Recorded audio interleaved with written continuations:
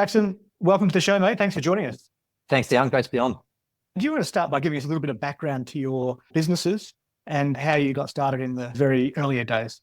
Yeah, sure. So right now I'm part of Huskee, which is a reusable cup business. There's a fair backstory to it, which we might dig into a little bit, but Huskee really is just trying to solve part of the issues around reuse, and cups is our primary vehicle at the moment, but we're looking to go into food containers, etc. So really what we want to do is help that transition from single use into a more sustainable, eco-friendly future. All over the world, we can really tackle that issue of single-use waste. And so, yeah, that's at a high level my focus right now, but we've got other businesses in the past, but some ongoing as well that I'm still part of. Do you just want to go into a little bit of that? Because what we're really interested in is that journey that you've been on as an entrepreneur from the early days through to now. Yeah, look, it's an interesting journey. I run a number of different businesses. So from way back, I actually started my own personal training business when I was at uni. So I guess I had this interest in business and running my own thing and seeing what that could look like. And that was really quite small scale. I had another partner in that and we grew that, and it was a good little business. From there, though, I moved into corporate finance. I worked in a bunch of other businesses, but really it was coffee that was the beginning of my journey into business. I started a contract roasting business, which I ended up selling, and then started another business, Pablo and Rusty's Coffee Roasters, which is still going, and I'm still the sole owner of that business, and that's still running today. And that business is interesting in the sense that I didn't take on any capital. It's still 100% owned by myself, but I do have a CEO in place, and it's self-managed from that point of view, and really just it's continuing it, going from strength to strength. And when did you start that business, the coffee roasting? I'm particularly interested in the coffee side, also being a lover of coffee and having Italian heritage. Nothing better than a nice espresso. Can you tell us about the early days of that business? Yeah, it was interesting. I really wanted to just explore it as a bit of an idea. Coffee was an interesting space at the time. There wasn't a lot happening in the specialty coffee scene, which is really that idea of higher end coffees. There wasn't a lot of locally roasted coffee. There was a few around.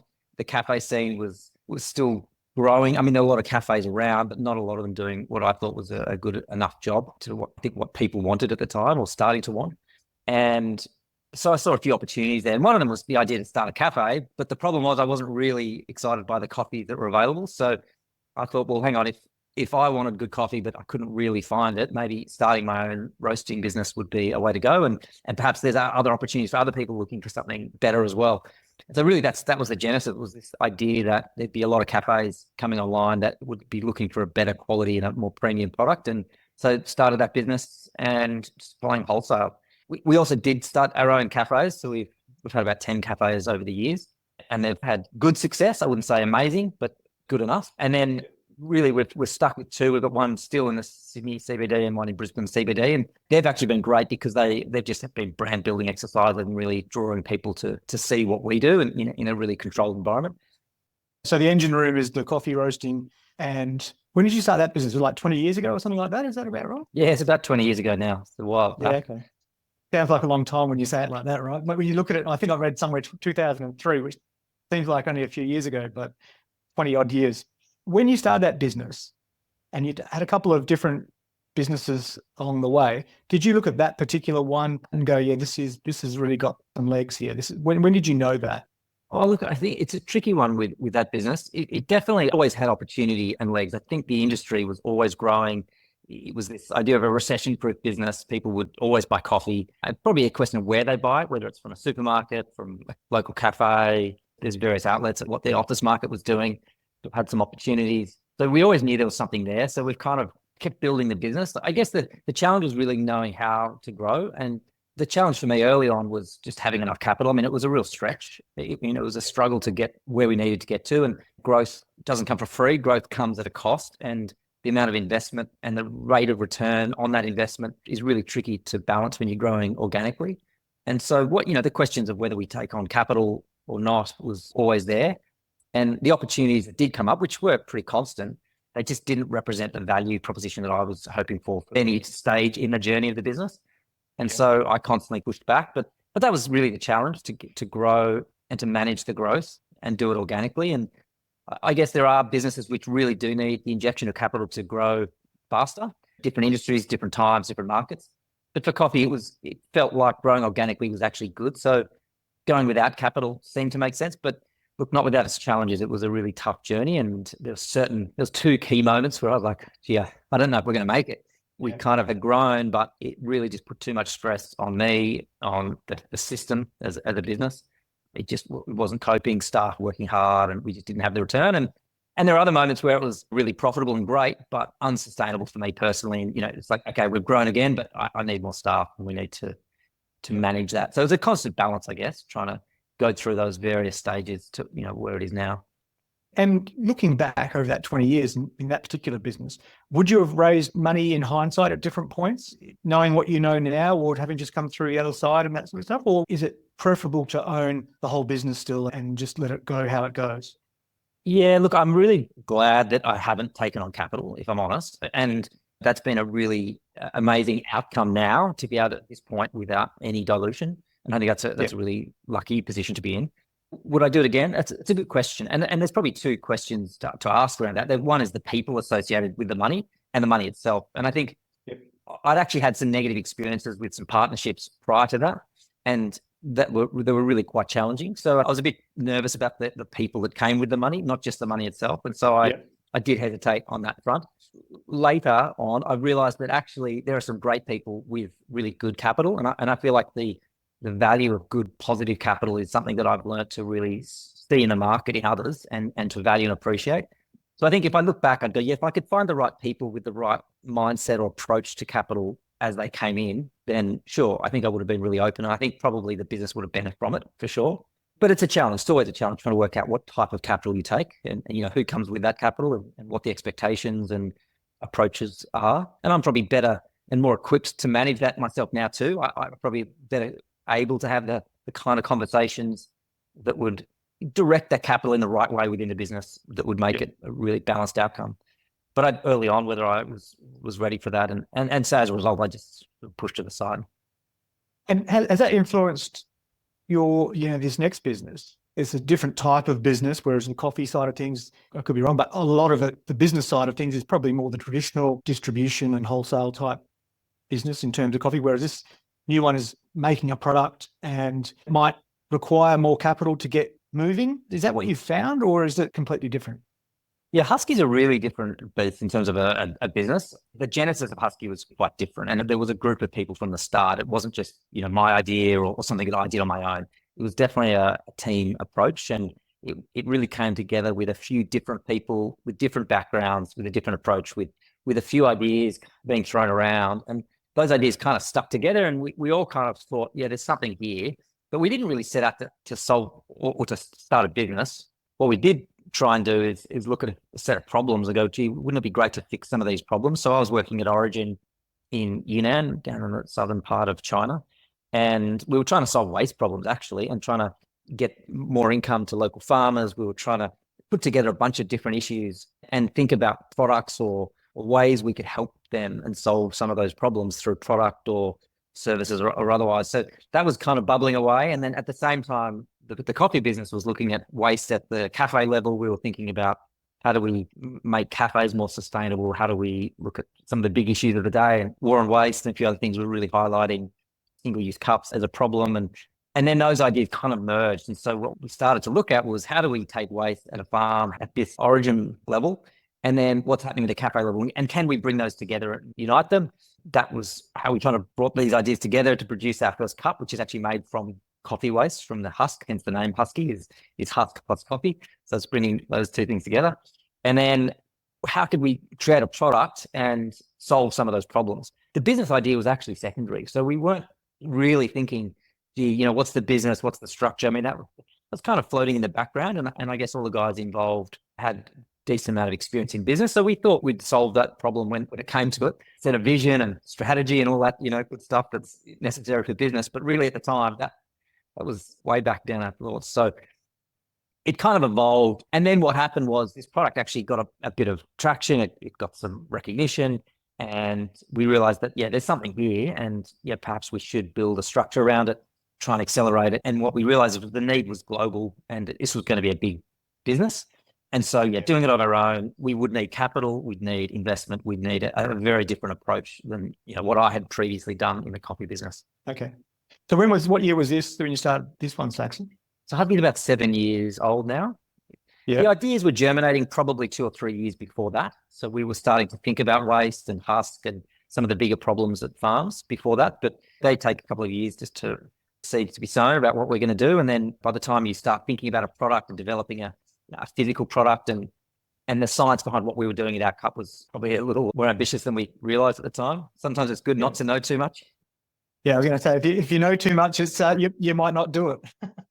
Yeah, I think we probably would have just gone, no, that's going to hit the too hard basket. So we, not knowing that was probably good. And so we, dove in and it started tackling one problem after another and then another one. And suddenly you're in food compliance and international jurisdictions and food contact testing in Europe and, all these sort of complexities that I'm like, wow, okay, yeah, that's something I hadn't covered before. So, we just had to dig in and get across it. So you've got all these different new challenges that you've taken on when you start, I guess. You've got an idea for a product. You've got to work out how to make it, presumably. I don't know if were other people making the similar type of products anywhere in the world at that point, or was this a pretty original idea?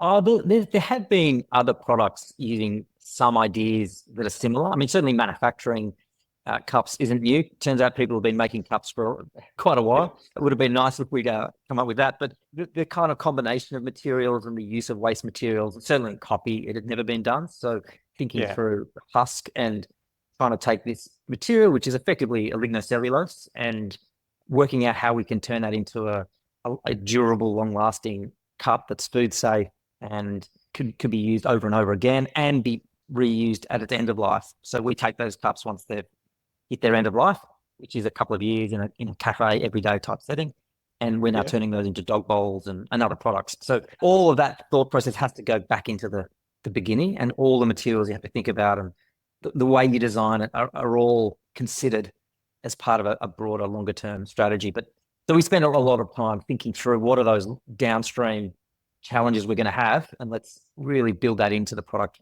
upfront. And I think that was probably what's new and what we've been recognized for more than anything is really the ability to look forward and then brought that back. And now there's a lot more talk about the circularity of products and how we're thinking of end of life and material stewardship and company management of their products at the end of life, and how does that happen?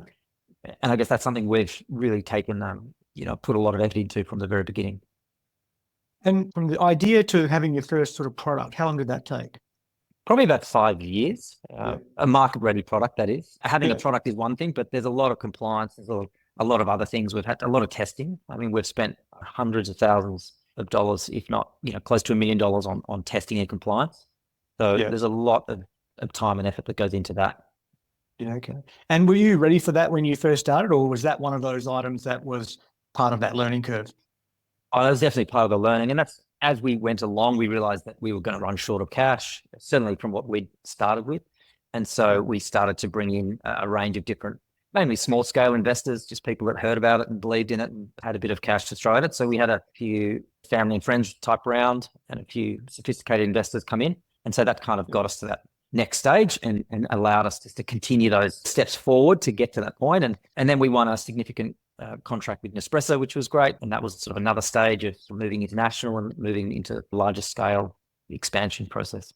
Tell us about that contract with Nespresso. How much of a game changer is something like that with a big brand in terms of validating the idea from a public perspective? Obviously, you know what the product is, but does something like that add a lot of extra credibility, I guess? What's the impact of that?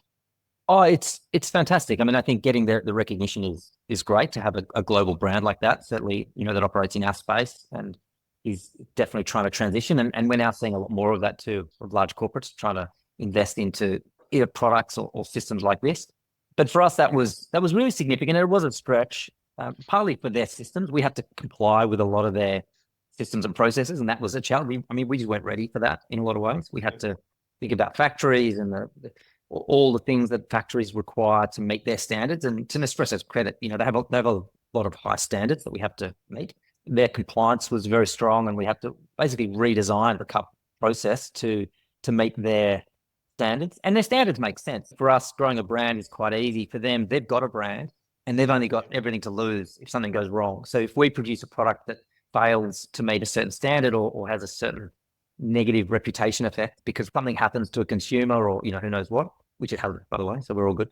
But if that does happen, they've got a lot to lose. They've got a lot more to lose than they'll gain. So, they carry a different approach into business and a project like this. And so I think that just was fantastic learnings for us. I mean, it really just pushed us to think much more holistically, to really expand our design capabilities, how we work with our factories. It took us to another level, not just because of the size of the business itself, but because of the nature of the client and who they are and the expectations, and also payment terms. I mean, that was hard too. So we had to do another raise of capital just to manage the lead time, just to get stock, raw materials, manufacturing, and to manage their payment terms once the product's been produced is about a 12-month lag. So for us, there's millions of dollars that we have to outlay before we start seeing anything back, a project like that. So again, it's another, accelerator to our scaling, which again, we want, but couldn't do that without extra capital or other support. How many people in the business now, Saxon? I was about 25, growing to 30. We've got a bunch of new roles open. So still small, I guess, in the scheme of things, but still growing quickly, and recently merged with BioPack. So that's another piece of the puzzle that's come together in the last few months. And so that's also changing the nature of how we grow, how the team works, and having additional support that can facilitate growth far bigger than just what our team is. And from your point of view, as a leader and a manager of people, when you first started coffee roasting business, you hadn't managed many people before you started that, I assume. What's the biggest learning you get over the course of that sort of 20 odd years from that to now managing bigger teams? Look, I think it's great when you start small. You really have to be working closely with a small handful of people and work out what they need and how to manage them. And I think the tools and skills you learn, it's the same principles that apply as you scale, really. Nothing really changes. I still have a small group of a leadership team that I still work really closely with.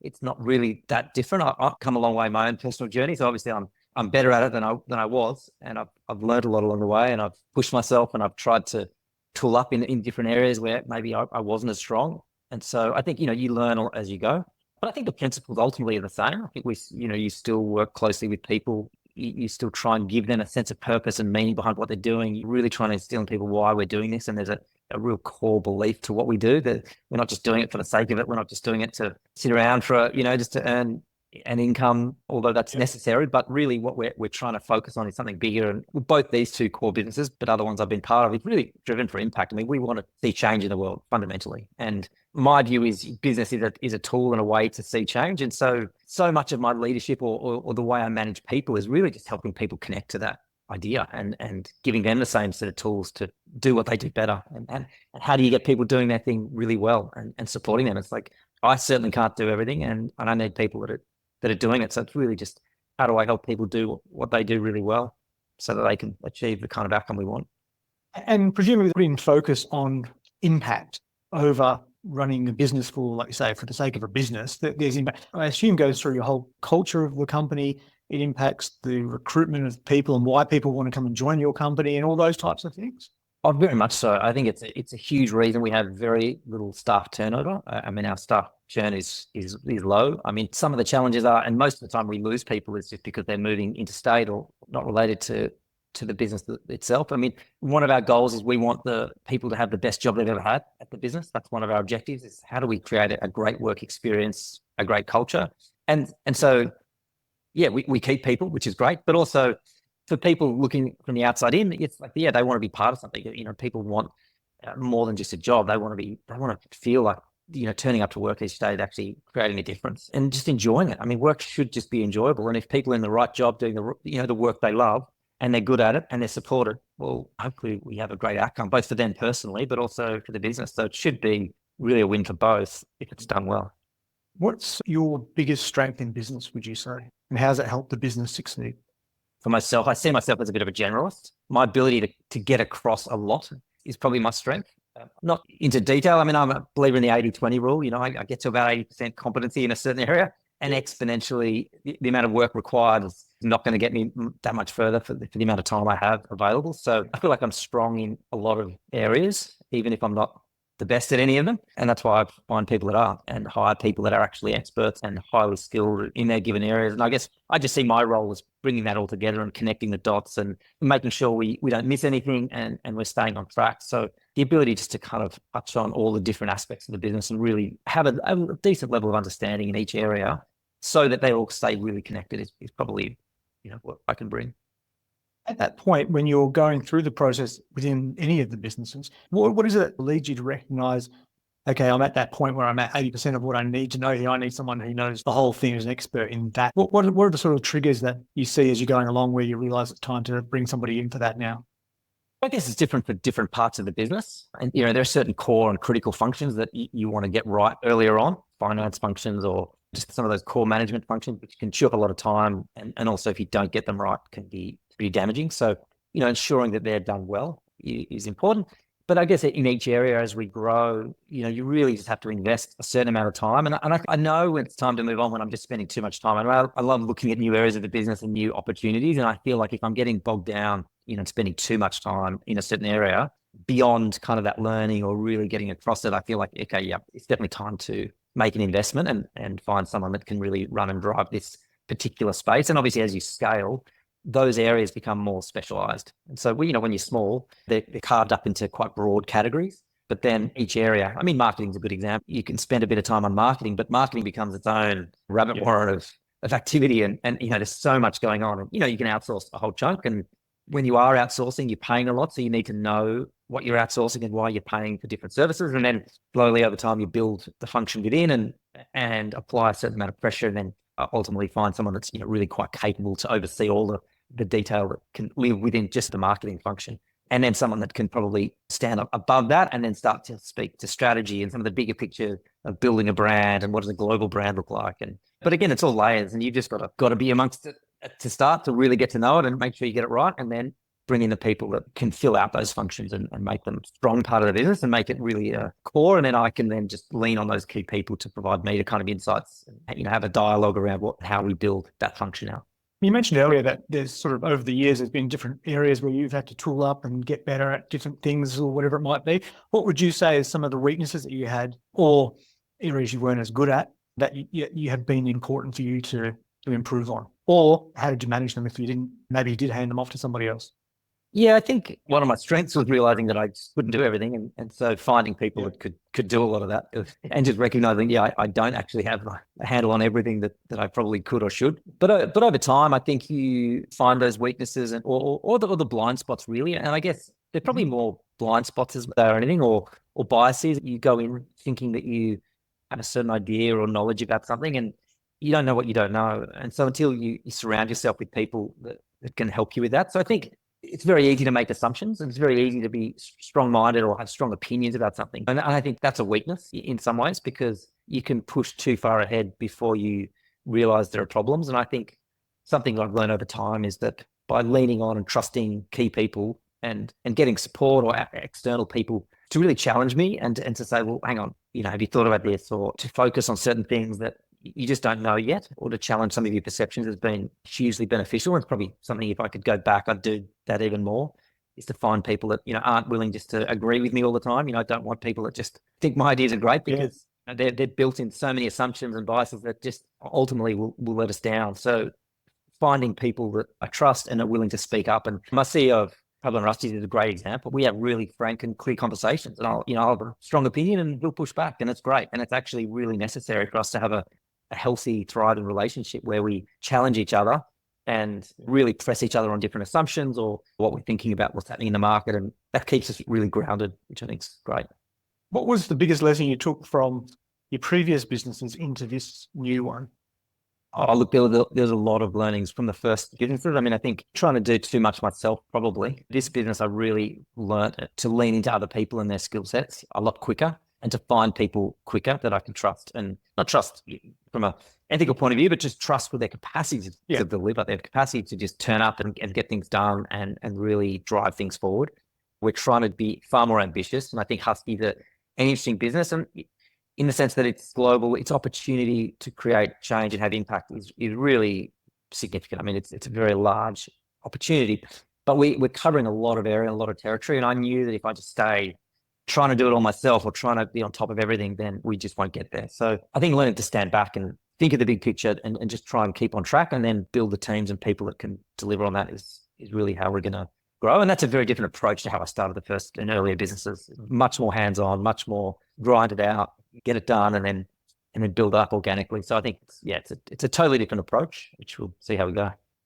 And so in terms of that, you just mentioned it's a more ambitious business in terms of what you're trying to do. Well, how does that change things from the way you raise money to the way you pursue goals and the pressure that's on people within the business even to deliver on those goals? How does that all change? Yeah, like I mentioned before, I mean, we merged with BioPack a few months ago. And the reason was we really just knew that for us to do this alone was going to be hard work. And we need to consolidate with other players that have a similar or virtually the same vision for what we're trying to do and can combine those resources. So again, it's collaborative, not internally, but I guess collaborative externally, where we're saying, okay, who else are we working with? We're now working with government departments a lot more closely. We're working with other large corporates and stakeholders.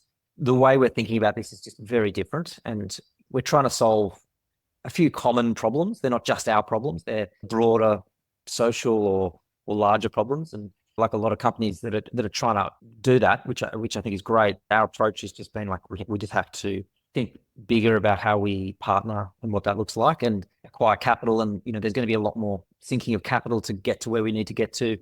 There's a lot of trial and error that we need to do. We just don't know how things are going to play out. So there's a lot of unknowns as well. And it's just very risky to try and do that on your own with a small set of resources. So I guess we're just looking to think bigger, both in terms of the opportunity, but also how we manage that and who we partner with and how we bring it all together. And in terms of the opportunity, what does that merger allow you to do in terms of the way you can accelerate or the way you can pull resources or whatever it might be that you didn't have before? What's the advantage from your perspective? Look, working with a company that's got just a global reach as well. I mean, we do have a global footprint, but in quite different areas and different set of relationships. And so it really just accelerates the kind of partnerships that we are looking to have and the kind of businesses that they supply and that we can just tap straight into. And also just facilitating a transition for their business. They're with a pretty big focus on single use, but in a sustainable, in the most sustainable way, but also recognizing that what we're doing is going to be an absolute significant transition for them as well. So we're coming at the same problem, but from different angles. And I think what we're trying to then do is go, okay, we've got a singular outcome or task. And so with their scale, I mean, they're a lot bigger than we are. So just their sheer scale facilitates that transition. So it just means we can 10x, 100x a lot sooner. And what are the challenges that you come up against in that sort of merging of companies and people and philosophies and all those sorts of things? There's always going to be teething problems in that sort of environment without having to go into too much detail. There's some things that just come to mind where you sort of had to navigate in the early days. Oh, look, it was a bit easier because I know the owner of that business and have almost probably about 10 years. So there's a good alignment there in terms of understanding and just history. And that helps, obviously. And I also know a number of their staff members already. And so it was a bit easier, I think, having that background knowledge. They're local, they're close to us. So there's a lot that makes that a lot easier. It's a very different business, the way they run, the way they do things. But then that's part of the reason they saw the merger as valuable from their side is because, well, actually, we're not built to do what you do.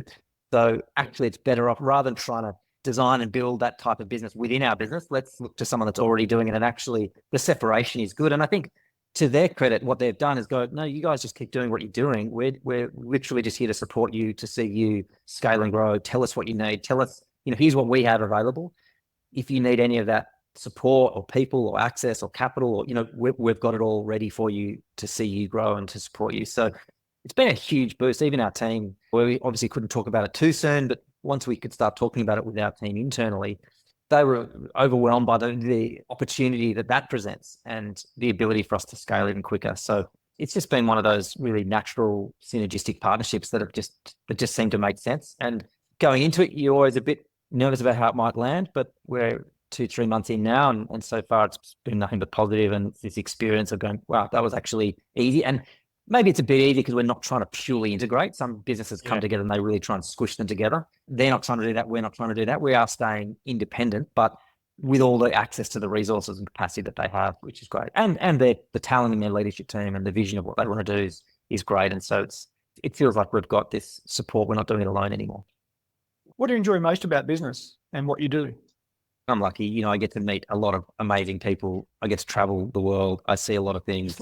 There's just a lot of things that are happening in this context of business that fascinate me. I'm naturally curious. I love learning and discovering new things and solving problems, and a bit of an environmentalist at my heart. So I want to solve problems that fix the world, and business just gives you the scale and leverage and capacity to do things that you just could never do on your own. I try and do the right thing at home and make the right decisions. But ultimately, they're small, and business just is this kind of way of doing that really at large scale. And I just find it fascinating, if I'm honest. It's just a really interesting way to challenge yourself, but also to do things in the world that can be really positive. And I think what not-for-profits and other things and other groups do is fantastic. But for me, business has just as much potential to have an impact. So it's exciting, man. And who are the sort of the people in business or in other areas of life that sort of inspire you and you look at for inspiration? I mean, there's one particular person that probably stands out at a certain juncture, Yvon Chouinard, that started Patagonia. I mean, I know they get lifted up a lot in the space, but I read his book, Let My People Go Surfing, and it was just transformative for me at the time. I read it and was like, wow, it's something you can do in business that can be totally different. We can do this differently, and we can get very different outcomes by how we choose to do business. And so I was actually on holidays in Fiji at the time and read his book, and I finished the B Corp application before I even got on the plane home. I was already signed up and just wow, we just have to do this differently. So I think it changed the direction of, not the intent of the business, but really the application of how we can do it differently really came out. And I guess just watching his example, and just when you think, that's done, he goes off and does something even more amazing in terms of what they've done with the business. So yeah, I guess I just look up to what they do. It's interesting. I mean, you talk about some of those answers sometimes almost become a cliche, but they're actually not. There's a very good reason why they're the answer for so many people, right? Because of the way they do what they do and their philosophy. It just resonates with so many people. And in terms of the business, if you fast forward 10 years from now, what does it look like? Look, in an ideal world, if we can have facilitated transition where reuse is the norm, where people don't have to think about taking single use out, whether it's at a cafe, a supermarket, or wherever it might be, even for home delivery. If we can facilitate a transition where that is normalized, as opposed to single use being normalized, for me, that would be hugely rewarding. And so that's what we're heading towards. How can we create mass adoption of reuse products and systems? We have to solve the waste crisis that we've got, and I'd love to be part of it and see that transition come about. How far is Australia in that journey compared to other countries in terms of the single use? Yeah, we're okay, not great. I mean, there are definitely countries leading the charge. We're seeing a lot of movement in places like Ireland, France. Some of the European countries are really pushing forward. There's some good legislation coming in the US, but they're slow to act. Australia's got some intent. There is some policy shift that's happening. There's definitely some movement here. In my mind, it's still lagging. It's a pretty soft approach. But having said that, there is definitely movement, and different parts of government are acting, whether it's local or state or federal. But we need all parts of government to come together. We need much stronger mandates on business and on what's required. The recycling sector, there's just so much that needs to happen. Recycling is just so weak at the moment in our process for managing compost and waste. It's just really tough. So we're making progress. I don't want to be too pessimistic. I think that the government at large, all levels, is moving forward, which is good. Too slowly for what I would like, but making progress. And I think that's a good thing. But they're also looking for solutions from business too. So they're kind of going, well, what are the solutions? And they don't want to act too soon either. So there's a bit of a dance. But I think if we can demonstrate there are solutions, and if we can show that actually there is a way to change, then I think they'll also be more responsive and supportive of what we're doing. So it does go both ways, and we want to just push on every front we can. And ideally, we see some good regulation coming behind it as well. Now, I've got to finish off with a coffee question. You've been a judge at the World Barista Championships. Is that right? Yeah. So firstly, what are you looking for in a good coffee? And secondly, what is your go-to coffee? What do you order? In terms of a good coffee, maybe it's a slightly boring answer, but balance. You're looking for a cohesive beverage. And so, yeah, to get a little bit nerdy, you're looking for the sweetness to be balanced with the acidity, with the finish, with the texture. They should all come together. It's like, if you notice any one thing, then it's probably out of balance. So it's almost like you can't even notice it. It's so smooth and gentle, and the colors of the coffee really come out. And ideally, you see the beauty of the flavors get exposed. That's really what a good coffee is, when those flavors, when those notes come out. Not dissimilar to, I guess, how you taste wine or some other beverages. You experience that without any negatives that come through, and it's a complete drink. It starts, middle, and finish as well. So ideally, that's a good coffee. We could go into the science of how that happens, but. And by way of what you drink, is it an espresso or is it something else? Look, I like variety, if I'm honest. I don't like to drink the same thing all the time. I generally start my day with a pour-over filtered coffee, which is just basically a black coffee, just with water and poured over filter paper. But a good espresso, hard to get, but they're amazing when you get a good one. But look, I'm not going to shy away from a flat white. I enjoy just a bit of a treat to have a flat white sometimes as well. So I kind of like the mix. Yeah. But black coffee, you really get the nuance of the coffee and the origin and the variety and some of those special characteristics. So look, I think it's definitely growing in Australia. People are drinking more filter coffee. It's been pretty bad, but it's definitely, the quality of coffee in Australia now is it's phenomenal. I mean, we really do have the best coffee in the world. I drunk coffee all over the world, and I can't help but come back to Australia and think we're pretty much leading the charge. So it's good. We've got a good hit. Yeah. Oh, very good. Saxon, great to chat, and thanks for coming on the show. I really appreciate you sharing your insights. Fantastic. Thanks, Leon. It's been great to be on.